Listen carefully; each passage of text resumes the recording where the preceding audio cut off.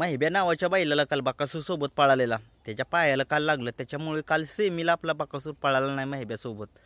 तुम्ही बघताय काल गट एक चांगल्या पद्धतीनं काढलेला होता आपल्या माहिब्यानं आणि बकासूरनं. माहिब्या तुम्ही म्हणाल कुठला माहिब्या, तो माहिब्या रेटरेकरांचा नाही आहे, तो माहिब्या कोरेगावकरांचा आहे माहिब्या.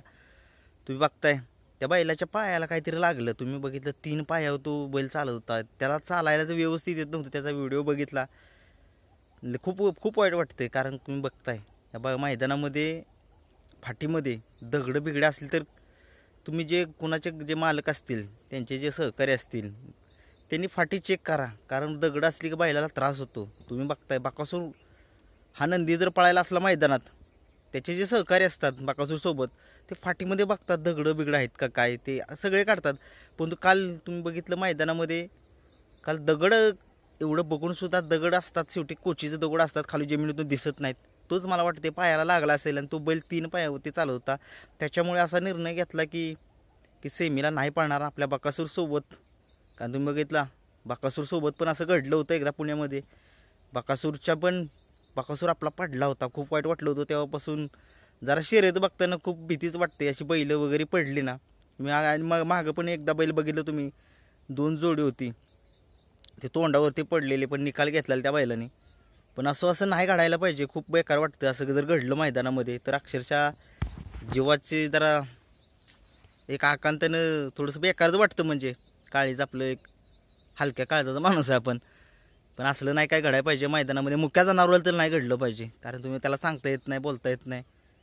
कारण आपण बघितलं तर तुम्ही बघताय माणिकराव आपला चांगला बैल होता, त्या पट्ट्यानं सेमी काढला. तुम्ही बघितलं कसा पळाला 3 पायावरती.